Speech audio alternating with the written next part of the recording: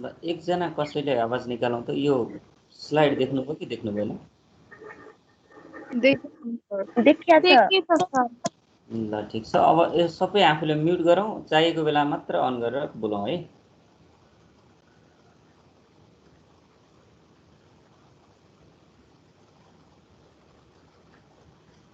यो Kramers rule भनेको जस्तो हामी इक्वेसन सल्भ गर्ने रुलहरू त धेरै जानेका थियौँ। क्लास 9 मा 3वटा रुल पढ्यौँ क्यारे हैन? एउटा इलिमिनेसन मेथड भनेर पढेका थियौँ अथवा हटाउने विधि भनेर पढेका थियौँ। अर्को सब्स्टिट्युसन मेथड भनेका थियौँ अथवा प्रतिस्थापन विधि भनेका थियौँ। अर्को ग्राफिकल मेथड, लेखाचित्रद्वारा त्यसको सोलुसन निकाल्ने विधि भनेका थियौँ हामी। 3वटा मेथड त सिमल्टेनियस इक्वेसन सल्भ गर्ने हामी पढिसकेका छौँ। त्यो बाहेक अरू मेथडहरू पनि कर्मशः थप्दै थप्दै जानुपर्नेमा अब हामीले एउटा मेथड यहाँ थप्दैछौँ। क्रामर्स रुल भनेको पनि सिमल्टेनियस इक्वेसन सल्भ गर्ने रुल हो। तर यहाँ के परेको हुन्छ भने डिटरमिनेन्टको परेको हुन्छ। त्यसकारण हामीले अब डिटरमिनेन्टको लगत्तै एप्लिकेसनमा हामीले एप्लिकेसन अफ डिटरमिनेन्ट हामीले त्यत्रो त्यो ठुल्ठुला डिटरमिनेन्टहरू किन पढ्नु पर्यो होला, अलिअलि दिमागमा आउँछ नि कहिलेकाहीँ।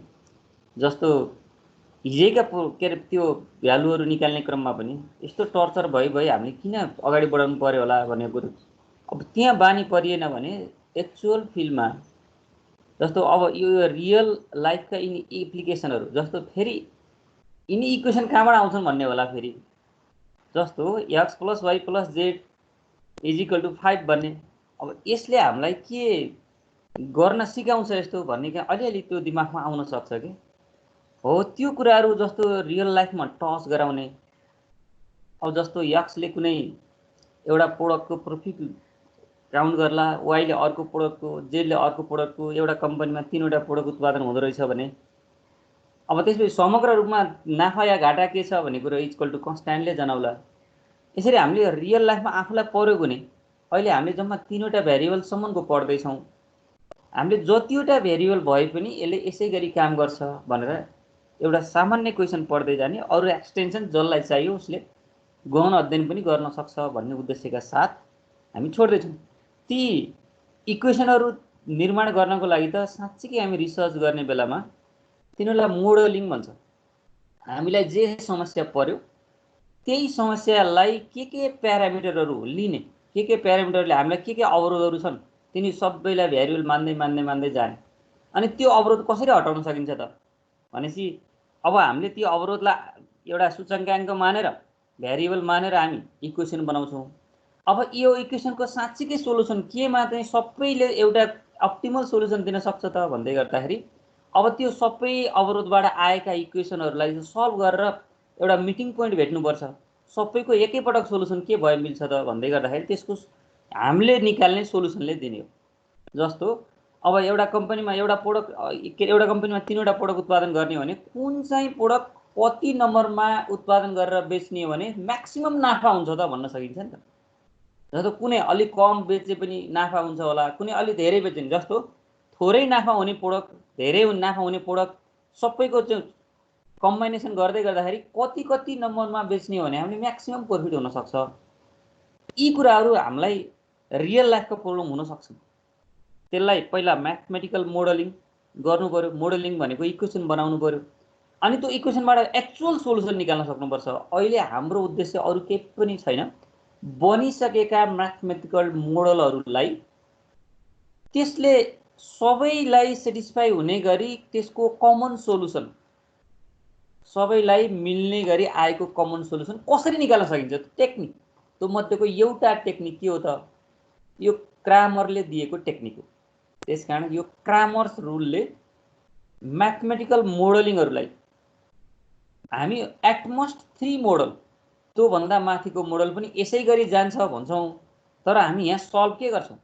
जस्तो 2वटा इक्वेसन 2वटा भेरिएबल भएको त हामी क्लास 9 मा पनि गरेका थियौँ। x + y = 4, x - y = 2 लाई सल्भ गर भने 3टा मेथड पढिसक्यो। तर 3वटा भेरिएबल भएको इक्वेसन कहाँनिर सल्भ गर्यो भन्दा क्लास 12 मा जसले म्याथमेटिक्स लिएर अगाडि बढ्यो उसले चाहिँ सल्भ गर्यो। जसले लिएन उसले सल्भ गरेको छैन। अब यहाँ म्याथमेटिक्स लिएको पनि क्लासमा छ, नलिएको पनि क्लासमा छ। त्यसकारण जसले पहिला पढेको थियो उसले अब साथीहरूलाई हेल्प गरौँ। यो हामीले पहिले पढिसकेका छ उसलाई एकदमै सजिलो हुन्छ। जसले पहिला पढिसकेको छैन अब पढिसकेको साथीहरूबाट सहयोग लिँदाखेरि निकै राम्रो हुन्छ। मैले यहाँ कति सक्छु त्यति हेल्प गर्छु। यो त सहजीकरण गर्ने क्लास न हो, टिचर अल इन अल हुँदै होइन। त्यो अब हायर लेभलमा आउँदै गर्दाखेरि अब टिचरले जे भनौँ त्यही मात्र पढ्ने, अर्थात् त्यहाँ भएको कुरा अल इन अल हुन्छ भन्ने कुरा यो मात्रै विषयमा होइन, कुनै पनि विषयमा नसोच्दा हुन्छ। आफूले थप्नुपर्छ, हामीले डिरेक्सन दिने हो। अब क्रामर्स रुल भने के रहेछ? इक्वेसन सल्भ गर्ने टेक्निक रहेछ। त्यो टेक्निकमा के कुरा प्रयोग हुन्छन् हामी एक्सप्लेन गर्छौँ। अब त्यस पछाडि त्यो टेक्निकलाई प्रयोग गर्न आफैले प्रयोग नगरेसम्म त केही पनि हुँदैन। सबैभन्दा पहिला यो टेक्निक यस्तो रहेछ, अब यो टेक्निक प्रयोग गरेर मैले इक्वेसनका सोलुसन निकाल्न सक्छु या सक्दैन। हाम्रो धेरै उद्देश्य छैन है। क्रामर्सले दिएको टेक्निकलाई प्रयोग गरेर गिभन म्याथमेटिकल मोडल अथवा भर्बल प्रोब्लम यदि गिभन प्रोब्लम दिएको छ भने त्यसलाई म्याथमेटिकल मोडलमा पनि लगेर हामी सल्भ गर्न सक्नुपर्छ। प्रोब्लम हामी क्रिएट गर्नु पर्दैन, प्रोब्लम हामीलाई क्रिएट गरेको प्रोब्लम दिएको हुन्छ। सकेसम्म त म्याथमेटिकल मोडल दिन्छ, मोडल दिएन भने पनि के हुनुपर्छ? भर्बल प्रोब्लम क्रिएट भएको छ भने त्यो पढेर त्यसको मोडल तयार गर्ने अनि त्यसलाई सल्भ गर्ने। सल्भ केबाट गर्ने भन्दाखेरि क्रामर्सले दिएको टेक्निकबाट। त्यसैलाई हामी क्रामर्स रुल भन्छौँ। यो इन्ट्रोडक्सन पार्टमा यहाँ इङ्ग्लिसमा सर राखेका सेन्टेन्सहरू जेसुकै भनोस् यसको कन्क्लुजन यही हो। मैले यहाँको केही पनि पढेँ। अब टेक्निक हेर्दै गर्दा जस्तो हामीले दुईवटा भेरिएबल भयो भने दुईवटा इक्वेसन नभएसम्म हामी सल्भ गर्न सक्दैनौँ। त्यसकारण त्यहाँ टेक्निक पनि दुईवटा इक्वेसन दुईवटा भेरिएबल भएकोलाई के गरेर सल्भ गर्ने, तीनवटा इक्वेसन भयो भने तीनवटै भेरिएबल हुन्छ भनेपछि 3 variable with 3 equation, 2 variable with 2 equation. अब 3 भेरिएबल विथ 3 इक्वेसनलाई एउटा प्रोसेसले जाला, 2 भेरिएबल विथ 2 इक्वेसनलाई अर्को प्रोसेसले जाला। प्रोसेस त उयो थोरै 3 भेरिएबलमा अलि लामो हुन्छ किनभने 3/3 को डिटरमिनेन्ट परेको हुन्छ। यहाँ 2 भेरिएबलमा 2/2 को डिटरमिनेन्ट परेको हुन्छ। हो त्यसको लागि अब यो टेक्निकमा हेरौँ। जस्तो हामीले जम्मा दुईटा 2 भेरिएबल 2 इक्वेसन 3 भेरिएबल 3 इक्वेसनको प्रोब्लम सल्भ गर्ने टेक्निक जाने पुग्छ। त्यसको लागि पहिलो टेक्निक तपाईहरु स्क्रिनमा देख्नु भएन अथवा मैले बोलेको सुन्नु भएन भने बिचैमा अनम्युट गरेर कोही बोल्नु होला, नत्र भने म कन्टिन्यू अगाडि जान्छु है। अब यसमा जस्तो आई नम्बर भन्यो नि, यो पहिलो टेक्निक हेरौँ त। यो फर्स्ट भनेको छ नि, यो फर्स्ट भनेको 2 भेरिएबल 2 इक्वेसन भन्ने टेक्निक हामी यहाँ प्रयोग गर्दैछौँ। क्रामर्सले दिएको 2 भेरिएबल अर्थात् 2 भेरिएबल भनेको 2 अननोन, हामीले दुईवटा अननोन पत्ता लगाउनु पर्छ तर दुईवटै इक्वेसन चाहिन्छ, 2 इक्वेसन विथ 2 अननोन। अब ती इक्वेसनको फर्म हामी याद गरेर जानुपर्छ। जस्तो म्याथमेटिक्स अथवा अरू कुनै पनि स्टुडेन्टले अब यस्तो घोगन्ते विद्या काम छैन भन्ने चाहिँ प्रशस्त छ नि। अब घोकन्ते भन्दा पनि अब सम्झने विद्या गर्नु पर्यो।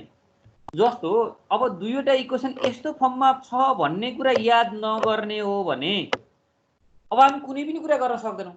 अब यसलाई सम्झनु भनेको घोक्ने भन्नुहुन्छ कि सम्झने भन्नुहुन्छ त? दुईवटा इक्वेसन दुईवटा भेरिएबल, दुईवटा इक्वेसन दुईवटा भेरिएबल लेख्दै गर्दा कसरी लेख्ने त? एउटा मोडल त तयार गर्नु पर्यो नि त। यो त कसले मोडल तयार गरेको थियो? क्रामर्स भन्ने व्यक्तिले तयार गरिदिएको मोडल हो। हामी आफै मोडल तयार गर्थ्यौँ भने एक्स भन्ने एउटा भेरिएबल, वाई भन्ने त्यस अर्को भेरिएबल अनि a1 b1 c1 भनेका त्यसका कोएफिसिएन्टहरू रियल लाइफमा अनुभव गरेर हामी यो इक्वेसन बनाएको भए हामीले घोक्नै पर्ने थिएन, सम्झनै पर्ने थिएन, आफै पत्ता लागिसक्थ्यो। किन भन्दा हाम्रो करिकुलमको स्ट्रक्चर त्यस्तो भइदिएको भए हामीले के गर्थ्यौँ? यो मोडलै तयार गर्थ्यौँ। मोडल तयार गरेपछि त मैले तयार गरेको मोडल भनेपछि कहिले आफै भुलिने थिएन। तर अहिले हामी के गर्दैछौँ? अरूले तयार गरेको मोडल, हामीले अरूले प्रयोग गरेको टेक्निक हामी प्रयोग गर्दैछौँ। त्यसकारण अब हाम्रो बाध्यता के हुन्छ? मोडल तयार गर्दा कसरी मोडल तयार गरे भन्ने कुरा त पहिला बुझ्नु पर्यो नि। हो त्यो भएर क्रामर्सले सोच्ने बेलामा दुईवटा इक्वेसन दुईवटा भेरिएबल यस्तो मोडलको रूपमा राखेका छन्। यो हामीले अब जस्तो सुकै इक्वेसन भए पनि पहिलो एक्स दोस्रो वाई अनि इज इक्वल टु कन्स्ट्यान्टको फर्ममा हामी सम्झिनुपर्छ। पहिलो एक्सको पार्ट, दोस्रो वाईको पार्ट, तेस्रो कन्स्ट्यान्टको पार्ट भनेपछि इज इक्वल टु भन्दा राइटतिर कन्स्ट्यान्ट लेख्नु पर्ने। यसलाई हामी इक्वेसन 1 भनेर मानौँ। अनि दोस्रोमा पनि पहिलो x को पार्ट, दोस्रो y को पार्ट, तेस्रो कन्स्ट्यान्ट अर्थात् इज इक्वल टु को फर्ममा कन्स्ट्यान्ट लेख्ने। भनेपछि यो म्याथमेटिकल मोडल हो, यसलाई हामी याद गरेर अगाडि जानुपर्छ। जुनसुकै इक्वेसनलाई पनि x y र कन्स्ट्यान्टको फर्ममा लेख्नुपर्छ भन्ने पहिला बुझ्नु पर्यो। अनि लेखिसकेपछि क्रामर्सले यति सजिलो रुल दिएको छन्, लेखिसकेपछि अब पहिलो x का कोएफिसिएन्टहरु के छन् त्यसलाई सरर हामीलाई टेक्निकमा अब के गर्नु, यिनी x का कोएफिसिएन्टहरु यहाँनेर सारौं, अनि त्यसपछि यो साइन सहित y का कोएफिसिएन्टहरु यहाँ सारौं, अनि फेरि कन्स्ट्यान्टहरु यता राइटमा कन्स्ट्यान्ट भनेर लेखौं। हेरौँ है, जुनसुकै इक्वेसन भए पनि लेख्ने बेला सुरुमा x y र कन्स्ट्यान्ट बनाएर लेखौं, अनि त्यसपछि x को कोएफिसिएन्ट, y को कोएफिसिएन्ट र कन्स्ट्यान्ट छुट्याएर लेखौं। फेरि त्यो पनि याद गर्ने, b1 र b2 लेख्ने बेलामा साइन जे छ त्यो साइन सहित लेख्नुपर्छ। कहिलेकाहीँ माइनस रहेछ भने माइनस सहित लेख्ने, यहाँ प्लस भएको हुनाले केही पनि नलेख्दा प्लसै बुझिन्छ। हामी ए अनुसार जस्तो यो c1 लाई लेफ्टतिर रहेछ भने राइटतिर लहर मात्र लेख्नु पर्यो, तर यो स्ट्रक्चर तयार गर्नु पर्यो। सबभन्दा पहिलो काम हामी स्ट्रक्चर तयार गर्ने र त्यसको कोएफिसिएन्ट छुट्याएर लेख्ने। अनि अब हामी स्टेप 2 मा जाँदाखेरि के गर्ने भन्दा, जब यसरी कोएफिसिएन्ट छुट्याइन्छ भने तीनवटा सिम्बल जस्तो दुईवटा भेरिएबल, दुईवटा यदि इक्वेसन छन् भने हामी यो तीनवटा सिम्बल यो क्रामर्सले आफूले अनुसन्धान गरेर निकालेको कन्क्लुजन हो। त्यसबाट अहिले हामीले चाहिँ रुलको रूपमा, स्टेपको रूपमा याद गर्दै गर्दै जानु परेको छ। अब डी भनेको के त भन्दा यी कोएफिसिएन्टहरुको डिटरमिनेन्ट लेख्नु। हेर है, यो डी भनेको कोएफिसिएन्टहरुको डिटरमिनेन्ट। कोएफिसिएन्ट भन्नाले जतिवटा भेरिएबल छन् त्यतिवटा भेरिएबलको कोएफिसिएन्ट। यो 3/3 मा नि यही लागू हुन्छ। यहाँ टेक्निक जान्यो भने 3/3 मा अब यहाँ कोएफिसिएन्ट अफ z भन्ने थपिएला।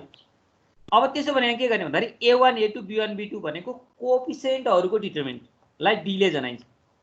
यहाँ भएको कोएफिसिएन्टहरुको डिटरमिनेन्ट सबभन्दा पहिला यो d भन्ने कसरी लेख्यौं भन्ने कुरा याद गरौँ। यो याद गरेनौ भने यो भन्दा पछाडीको केही पनि बुझिदैन। यहाँ भएको पहिला स्ट्रक्चर तयार गर्ने, अनि x को कोएफिसिएन्ट र y को कोएफिसिएन्ट लेखिसके पछाडी यिनै कोएफिसिएन्टहरुको डिटरमिनेन्टलाई के भनिदो रहेछ, हामीले d भन्ने सिम्बलले जनाउँदा रहेछ।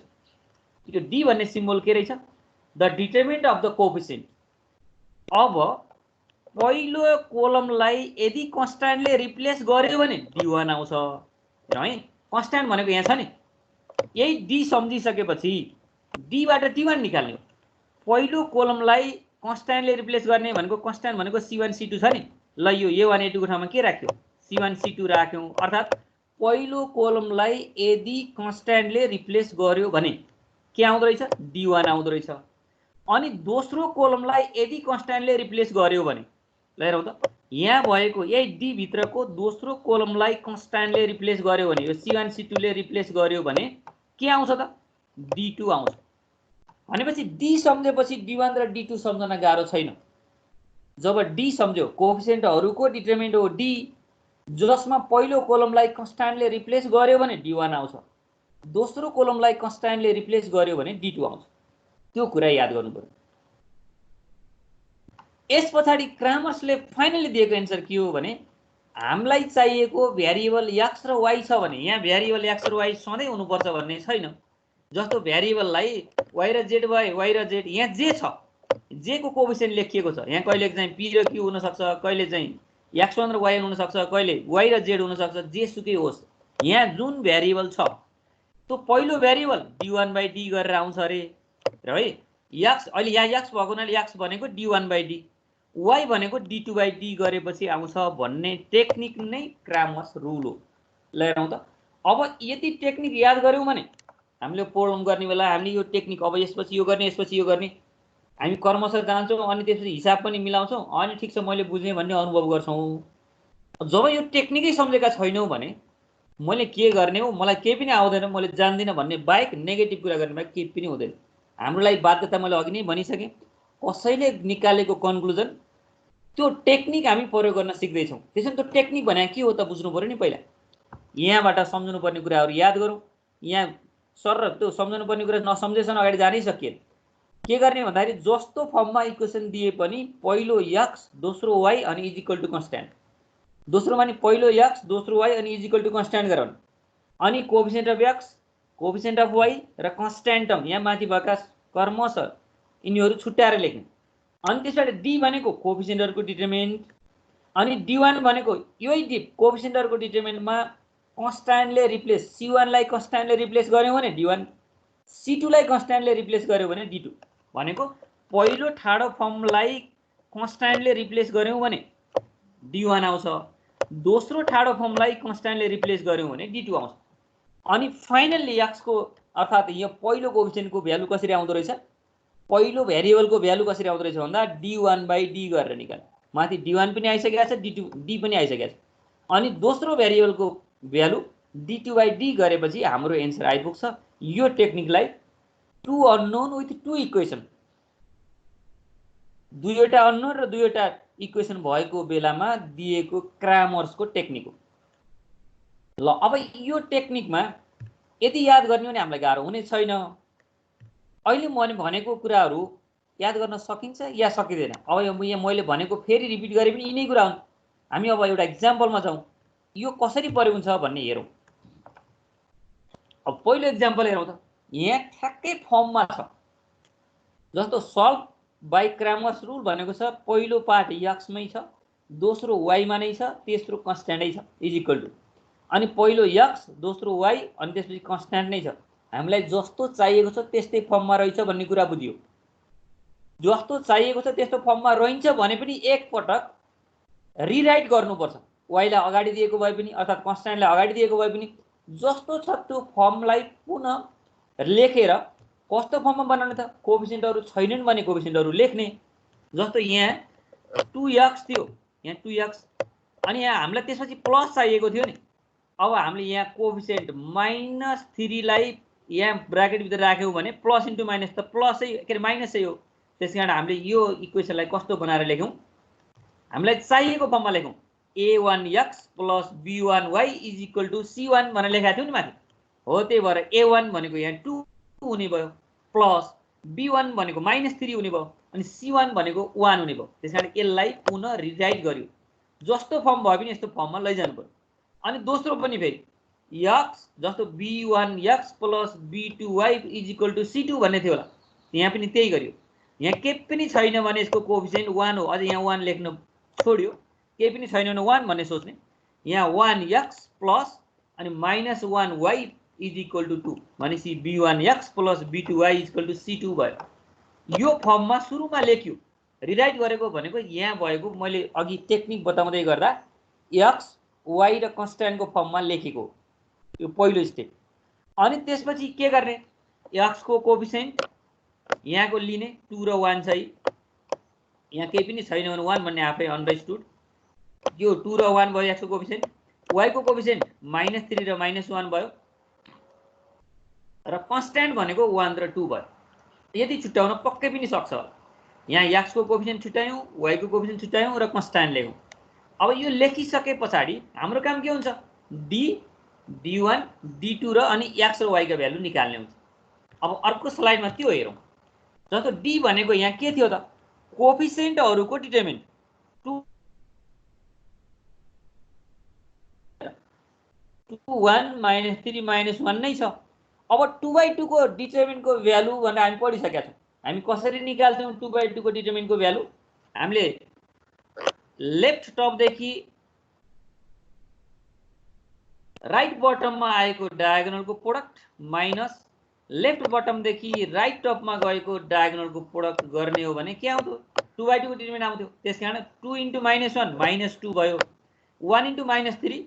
अब यहाँ के हुने भयो त, यो माइनस * -3 + 3 भएको। यहाँ हामीले के गर्थ्यौं भन्दा 2 * -1 अनि माइनस के गर्थ्यौं 1 * -3, 1 * -3। यसलाई हामी डिटरमिनेन्ट एक्सपान्सन गर्दा यस्तो हो नि। त्यसैले 2 * -1 भनेको -2 हुने भयो। अनि यो माइनस र यो माइनस मल्टिप्लाई गर्दाखेरि त प्लस हुन्छ नि। त्यसकारण यहाँ +3 भएको। 2 + 3 -2 + 3 भनेको त 1 हो। त्यसकारण हामीले के गर्यौं त, अब 2/2 को डिटरमिनेन्टलाई एक्सपान्सन गर्यौं। एक्सपान्सन रुल हामी पहिले जानिसकेका छौं। अब d1 भनेको कसरी निकाल्ने त, यही डिटरमिनेन्टमा d मा कन्स्ट्यान्टलाई ल्याएर रिप्लेस गर्ने। हामी अघि कन्स्ट्यान्ट भनेको कति हेरेका थियौं, त्यहाँनेर कन्स्ट्यान्ट भनेको ल हेरौं, त्यहाँ कन्स्ट्यान्ट भनेको 1 2 छ, कन्स्ट्यान्ट 1 2 छ।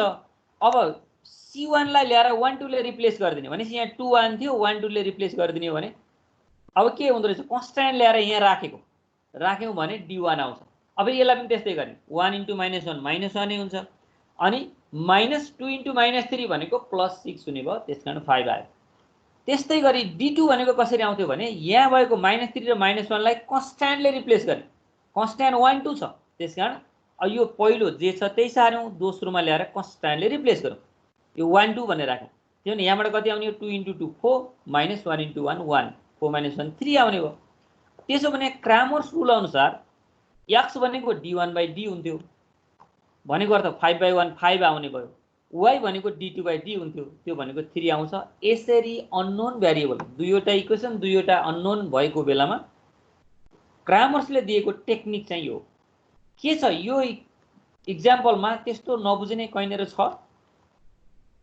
भने बोलौं है सर यो D2 को फेर भन्दिन त सर यो D2 मा के गरेको भने तिमीले पहिला D निकालिसकेपछि कोलम 2 लाई ल्याएर कन्स्ट्यान्टले रिप्लेस गर्ने कोलम 2 भनेको यहाँ -3 -1 छ त्यहाँ कन्स्ट्यान्ट भनेर अघि के लेखेको छौ सुरुमा छुटाउने बेला कन्स्ट्यान्ट भनेर लेखेको छौ के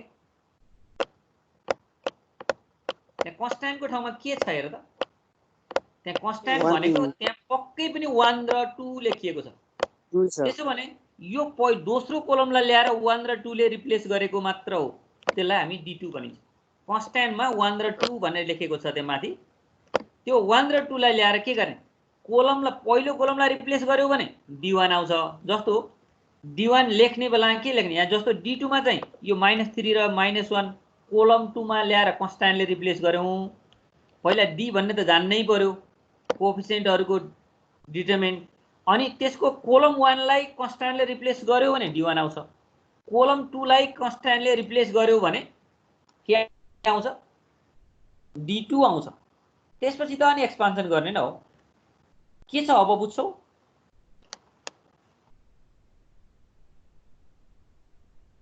यस सर बुझेम अब यसैलाई जस्तो कहिलेकाहीँ कस्तो हुन्छ भने यहाँ इक्वेसन दिएको हामी सल्भ गरेका थियौं है यहाँ इक्वेसन मजासँग दिएको थियो कसैको आवाज आएको थियो फेरि बोलौं त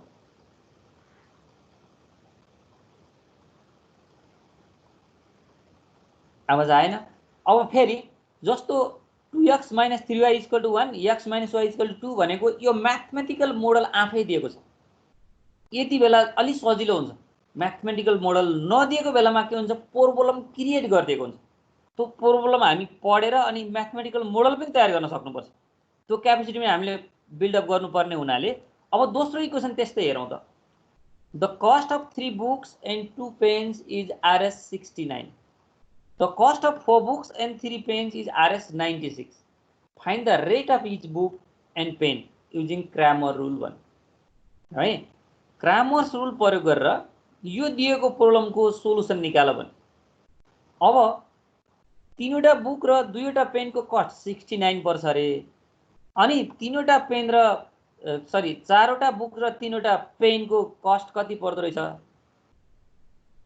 96 पर्छ रे अब त्यसो भने एउटा पेनको र एउटा बुकको कस्ट कति पर्छ भने अब जे सोच्छ हामी त्यही मान्दैनौ न let the cost of each book be Rs x cost of each pen be Rs y जे सोच्छ किन भन्दा प्रब्लमको हामीले सोलुसन पत्ता लगाउनु छ नि उले जे इन्डिकेट गर्न खोजेको छ सोध्दै छ हामीले त्यसैले हामी के गर्दियौ भेरिएबल मानेर गयौं त्यसो हो भने यो क्वेशनकै अनुसार के हुन्छ त भन्दा तीनवटा बुक र दुईवटा पेनको कस्ट त 69 छ एउटा बुकको कस्ट x मान्यो भने तीनवटाको त 3x त हुन्छ अनि एउटा पेनको कस्ट y मान्यो भने दुईवटा पेनको कस्ट 2y पनि हुन्छ 3x + 2y भनेको 69 रहेछ भन्ने कुरा त हामी रेट मान्दा बित्तिकै अगाडि भयो त्यसैले पहिलो इक्वेसन के लेखौं भन्दा 3x + 2y = 69 अनि दोस्रो इक्वेसन के हुनु भयो चारवटा बुकको र तीनवटा पेनको कस्ट 96 छ भनेर यहाँ भनेको हुनाले जस्तो एउटा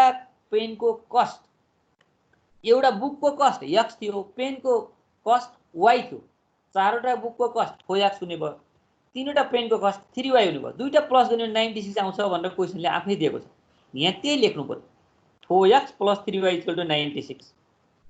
अब हामीले तयार गरेको म्याथमेटिकल मोडल हाम्रो फर्ममा छ कि छैन, क्रामर्सले भनेको फर्ममा छ कि छैन चेक गरौँ भने रिराइट गरिराख्नु परेन। जस्तो यसमा हेर्दाखेरि a1x + b1y = c1 को फर्ममा ठ्याक्कै छ, अनि अर्को a2x + b2y = c2 को फर्ममा छ। त्यसैले यसलाई रिराइट गरिराख्नु परेन यहाँ। अब त अलिअलि आफूले बुझेपछि ठ्याक्कै चाहिएको फर्ममा छ भने त्यसैलाई अगाडि बढाउने। अनि त्यसपछि दोस्रो काम के हुन्थ्यो, कोएफिसिएन्ट अफ x भनेर लेख्नु पर्थ्यो, 3 र 4 छ। अनि कोएफिसिएन्ट अफ y 2 र 3 छ। अनि कन्स्ट्यान्ट टर्म 69 र 96 छ। यसपछि d1 र d2 निकाल्ने अनि भ्यारिएबलको भ्यालु निकाल्ने।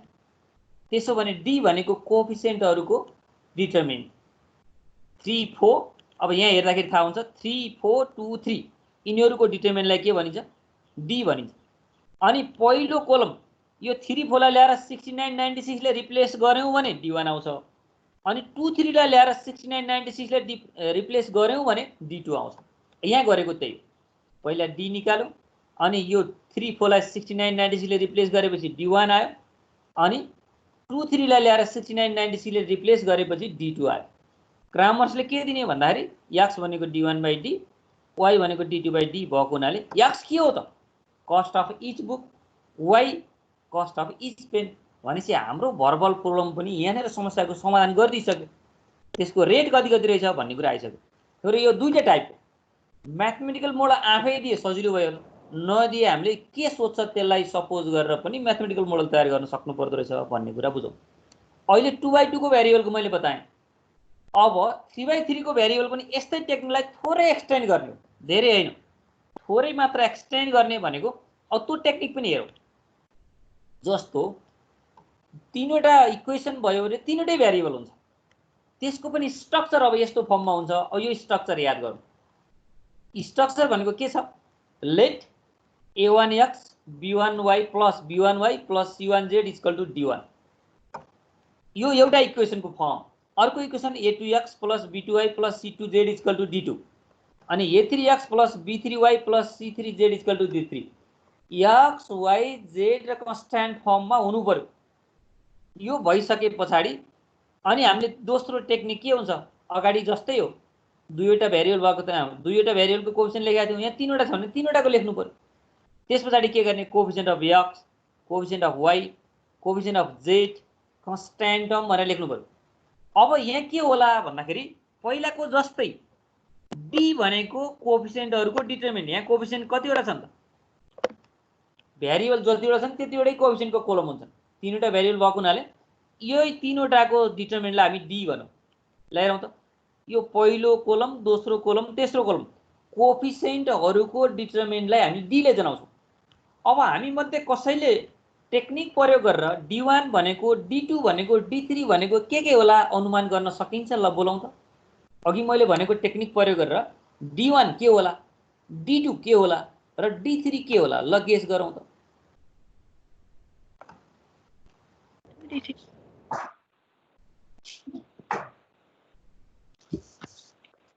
यसमा d1 के हुन्छ, a1 x को कोएफिसिएन्टमा कन्स्ट्यान्टले रिप्लेस गर्यो भने d1, भन्दै जाऊ। अनि y को कोएफिसिएन्टमा कन्स्ट्यान्टले रिप्लेस गर्यो भने d2, अनि कोएफिसिएन्ट z मा चाहिँ कन्स्ट्यान्टले रिप्लेस गर्यो भने d3। भेरी गुड, सबैले ताली दिए हुन्छ। को बोल्दै थियो, नाम भन। अन्सु। ल अन्सुलाई सबैको क्लास हो। Very good. किन भन्दा अगाडिको 2/2 को भ्यारिएबलको बुझेछ भन्ने थाहा हुन्छ क्या।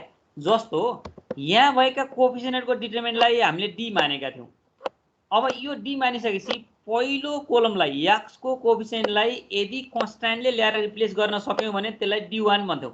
जस्तो यो ठाउँमा ल्याएर कन्स्ट्यान्ट राख्यौं भने त्यति बेला यो कन्स्ट्यान्टको ठाउँमा के हुन्छ, यहाँनेर d1 राख्यौं, यहाँनेर d2 राख्यौं, यहाँनेर d3 राख्यौं भने यसैलाई हामी के भन्थ्यौं, d1 भन्थ्यौं। त्यस्तै गरी यो रिप्लेस गर्ने क्रममा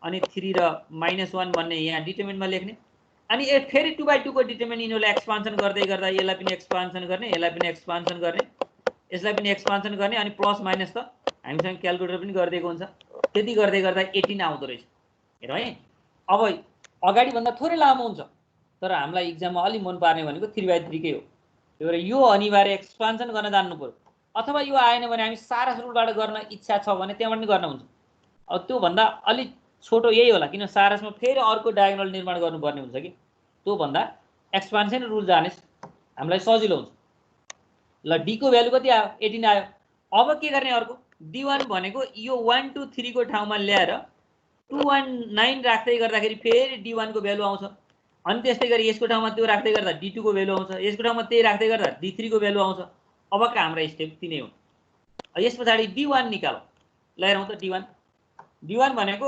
पहिलो कोलमलाई ल्याएर कन्स्ट्यान्टले रिप्लेस गरौँ अनि त्यस्तै गरी एक्सपान्सन गरौँ 54 आउँदो रहेछ अनि d2 दोस्रो कोलमलाई ल्याएर कन्स्ट्यान्टले रिप्लेस गर्दाखेरि कति 36 आयो अनि त्यस्तै d3 तेस्रो कोलमलाई ल्याएर कन्स्ट्यान्टले रिप्लेस गर्दै गर्दाखेरि कति आयो 18 आयो अब क्रामर्स रुलले के दिन्थ्यो त भन्दा d1/d x भनेको d1/d त्यो 3 आउँदो रहेछ y भनेको d2/d त्यो 2 आउँदो रहेछ z भनेको d3/d त्यो 1 आउँदो रहेछ यसरी हामी सल्भ गर्न सक्नुपर्छ डिटरमिनेन्ट एक्सपान्सन गर्ने बेला सबभन्दा बढी गल्ती हुन सक्छ माइनस प्लस देखि लिएर क्याल्कुलेटर हान्ने बेलामा सबैभन्दा मिस्टेक हुने ठाउँ भनेको यहाँ डिटरमिनेन्टको एक्सपान्सन हो त्यसमा निकै कन्सियस भएर अगाडि बढ्नु पर्यो अब फेरि यहाँ पनि त दोस्रो टाइपको क्वेसन हुनु पर्यो नि त्यो दोस्रो इक्वेसन दियो भने पनि यसै गरी हामी इक्वेसन बनाएर सल्भ गर्न सक्नुपर्छ मैले एउटा एक्जाम्पल यहाँ राखेँ जस्तो यदि वर्ड प्रब्लम दियो भने के गर्ने हेरौँ त जस्तो the communities cost a total of Rs 7,300 community A is priced at Rs 8 B at Rs 10 C at Rs 15 the total number of units of all commodities purchased is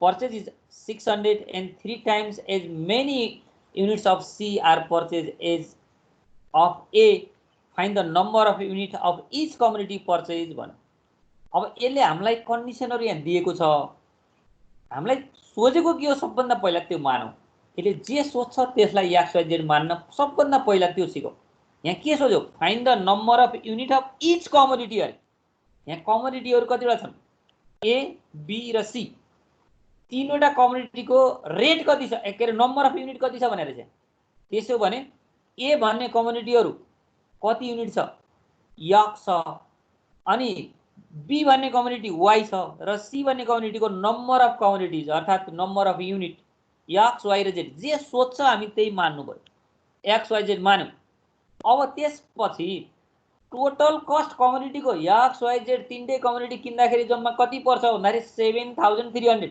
total cost हो यो total कस्टको लागि ए कमोडिटीको एउटाको मूल्य Rs 8 छ कतिवटा किन्ने भनौं X वटा किन्ने भनौं त्यसो भने X into 8 भनेपछि 8x पहिलो कमोडिटीको कस्ट 8x हुन्छ दोस्रोको Y वटा किन्ने भनेका छौं हामीले मानेका छौं तर एउटाको कस्ट कति छ Rs 10 छ भनेपछि 10y हुने भयो दोस्रोको कस्ट अनि C भन्ने कमोडिटीको कस्ट एउटाको कस्ट Rs 15 छ कतिवटा किन्ने भनौं Z वटा किन्छौं भनेर हामी मानौं त्यसो भने Z 15z हुनु पर्यो त्यसो भने 8x plus 10y plus 15z भनेको 7,300 हो टोटल कस्ट अनि टोटल कमोडिटी कतिवटा किन्ने हो त भन्दा 600 वटा किन्ने हो कमोडिटी नम्बर अफ आइटम हो यो नम्बर अफ आइटम भनेको 600 भनेपछि X कमोडिटी Y कमोडिटी र Z कमोडिटीलाई टोटल गर्दा 600 पुग्नु पर्यो यसको मिनिङ के हो त हामीले X A भन्ने कमोडिटी X वटा B भन्ने कमोडिटी Y वटा C भन्ने कमोडिटी Z वटा हामी किन्छौं भने यो तीनटालाई प्लस गर्दा कति आउनु पर्छ 600 आउनु पर्छ भनेपछि दोस्रो इक्वेसन पनि यहाँ दियो तेस्रो इक्वेसनमा यहाँ एउटा क्लज दिएको छ के भनेको छ भने 3 times as many units of C are purchased as of A अब यसले भन्यो के भन्दाखेरि C का कमोडिटीहरु A को भन्दा 3 टाइम्स ले पर्चेज गर्न सकिन्छ अरे बढी पर्चेज गर्न सकिन्छ अरे भनेको अर्थ यहाँ Z is equal to 3x हुन सक्दो रहेछ 3 times the commodities of C has purchase as of A. त्यसको अर्थ अब जेड को हामी जति बेच्छौं नि ए को 3 टाइम्स बेच्छौं अहिले। त्यसकारण यसलाई के हुनु पर्यो भन्दा 3x = z हुनु पर्यो। यहाँ तीनवटा क्लज दिएको थियो, तीनवटा इक्वेसन बनायो। अब तीनवटा इक्वेसनलाई हामी रिराइट गर्न एक स्टेप गरेको भए सजिलो हुन्थ्यो। हामी रिराइट गरेनौं भने पनि के हुनु पर्यो, दुईटा इक्वेसन त हामीलाई चाहिएकै फर्ममा छ, एउटा इक्वेसन चाहिएको फर्ममा थिएन, हामीले यहाँनिर चाहिएको y थिएन नि त, यहाँ लेख्यौं।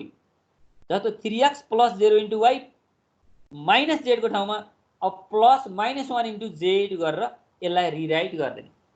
यहाँ भएको यो इक्वेसनलाई, यो पहिलो इक्वेसन ठीक छ हामीलाई चाहिएकै फर्ममा छ, दोस्रो इक्वेसन पनि जस्तो यहाँ केही पनि छैन भने 1 हो, यहाँ पनि केही पनि छैन भने 1 हो। यो कुरा आफूले यो बुझिसकेको छ, यो सबै 1 1 1 कोएफिसिएन्ट हो। अनि त्यसबाट तेस्रो इक्वेसन भनेको 3x = z छ नि, यसलाई के लेख्नु पर्यो भने 3x ठीक छ अनि प्लस y छैन भने चाहिँ 0 * y बनाउनु पर्यो, छैन भने त्यसलाई पुरा गर्नु पर्यो नि 0y अनि प्लस के छ यो z त लेफ्टतिर हुनु पर्थ्यो भनेपछि त यहाँ लेफ्टतिर आउँदा माइनस हुन्छ, -1 * z = 0। ल र यस्तो भयो भने यसलाई इक्वेसन थर्ड मान्ने हो भने अब हामी कोएफिसिएन्ट लेख्न सक्छौं यसलाई। जस्तो पहिलो कोएफिसिएन्ट 8 छ, दोस्रोको 1 छ, तेस्रो 3 छ, यहाँ 8 1 र 3 लेख्यौं। अनि त्यस्तै गरी y को कोएफिसिएन्ट यहाँ 10 छ, यहाँ 1 छ, यहाँ 0 छ, 10 1 र 0। अनि z कोएफिसिएन्ट यहाँ 15 छ, यहाँनिर 1 छ, अर्कोमा कति छ -1 छ, 15 1 र -1। अनि यतापट्टि कन्स्ट्यान्ट 7300 600 र 0। ल यसरी हामी कोएफिसिएन्टहरु पत्ता लगाऊ। जब कोएफिसिएन्ट पत्ता लाग्यौं भने अब त हाम्रो अगाडि जे गरेको त्यही गर्ने हो, d लेख्ने, d1 लेख्ने, d2 लेख्ने, d3 लेख्ने र भ्यालु पत्ता लगाउने। अबको स्टेप त्यही हो। d लेख्दाखेरि यिनै कोएफिसिएन्टको डिटरमिनेन्ट लेखौं अनि एक्सपान्सन गरौं। अनि पहिलो कन्स्ट्यान्टले ल र पहिलो कोलमलाई रिप्लेस गरौं, d1 आउँछ, दोस्रोलाई रिप्लेस गरौं d2 आउँछ, तेस्रोलाई रिप्लेस गरौं d3 आउँछ। त्यही अनुसार हामी अगाडि बढौं। यसको लागि जस्तो d भनेको कोएफिसिएन्टहरुको डिटरमिनेन्ट, त्यो भनेको कति आउने भयो -13 आउँदो रहेछ। यहाँ इज नट इक्वल टु किन लेख्यो भने नि कुनै पनि फ्र्याक्सनमा डिनोमिनेटरमा 0 भयो भने अनडिफाइन हुन्छ। हाम्रा फ्र्याक्सनहरु के छन्, x भनेको d1/d भनेको थियो, d नै 0 आयो भने इक्वेसन सल्भ हुँदैन भन्दै हुन्छ। सुरुमा d 0 आयो भने अरु त भन्दा तलको चेक गरिराख्नै पर्दैन कि d को भ्यालु यदि 0 आउँछ भने डिभाइड गर्ने भ्यालु नै 0 ले डिभाइड गर्दा इन्फिनिटी हुन्छ के, त्यसकारण यो d भनेको 0 आउनु हुँदैन। यदि d 0 आयो भने इक्वेसन सल्भेबल हैन, नट सल्भेबल, सल्भ गर्न सकिँदैन भन्दै हुन्छ। d 0 आएन, त्यसपछि हामी कर्मश d1 निकालौं, d2 निकालौं, d3 निकालौं र फर्मुला प्रयोग गरौं। x भनेको d1/d, y भनेको d2/d, z भनेको d3/d गरौं। यसको अर्थ के हो त, x y z के मानेको त भन्दा पहिलो कम्युनिटी a भन्ने कम्युनिटी कति आइटम किन्ने, 100 आइटम किन्ने भनेर दियो, b भन्ने आइटम 200 आइटम, c भन्ने आइटम 300 आइटम। यसरी जस्तो हामीले त्यहाँ माथि इक्वेसन जे बनाएका थियौं त्यही अनुसारको सोलुसन यहाँ दिएको छ। यसरी हामी अगाडि बढ्न सक्छौं। यो दुईवटा टाइपको क्वेशनहरु। यदि भर्बल प्रब्लम छ भने हामी के गर्न सक्छौं, त्यसलाई म्याथमेटिकल मोडलमा हामीले लैजान सक्नु पर्यो र सल्भ गर्न सक्नु पर्यो। यदि भर्बल प्रब्लम छैन भने त्यहाँ म्याथमेटिकल मोडल नै हुन्छ, स्ट्रक्चर सम्झे पुग्यो। त्यही भएर 2/2 र 3/3 यो दुईवटा क्वेशनहरु यदि जान्यौ भने हामी हाम्रो एक्सरसाइज कम्प्लिट गर्न सक्छौं। एक दुईटा क्वेशनमा के पनि आउन सक्छ भने हामी त कमर्सको अर्थात बिजनेसमा प्रयोग हुने स्टुडेन्ट भएको कारणले, यहाँ इकोनोमिक्स पनि पढिराखेको कारणले त्यहाँ इक्विलिब्रियम भन्ने वर्ड आउन सक्छ। इक्विलिब्रियम कन्डिसनको प्राइसहरु निकाला भन्न सक्छ। त्यो इक्विलिब्रियम भनेको के भन्दाखेरि मार्केट इक्विलिब्रियम प्राइस निकाल्नको लागि पक्कै पनि इकोनोमिक्समा पढिसकेको छ। बजार सन्तुलन कति बेला हुन्छ भनेर पढ्या छ होला। कति बेला हुन्छ भन्दाखेरि डिमान्ड जति छ सप्लाई पनि त्यति नै, डिमान्ड बराबरको सप्लाई भएको बेलामा मार्केट एकदम सन्तुलनमा रहन्छ रे। त्यसको भने डिमान्ड इक्वल टु सप्लाई गरेर इक्वेसन निर्माण गर्ने अनि सल्भ गरेर निकालिएको प्राइसलाई हामी इक्विलिब्रियम प्राइस भन्छौं। त्यसकारण यो demand is equal to supply भन्ने नबोल्दिनु।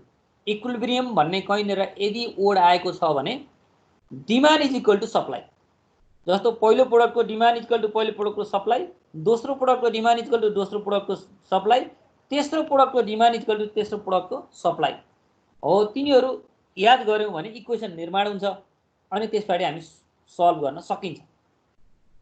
हामी यदि जान्यौँ भने हामी सजिलै गरी अगाडि बढ्न चाहिँ सक्छौँ है।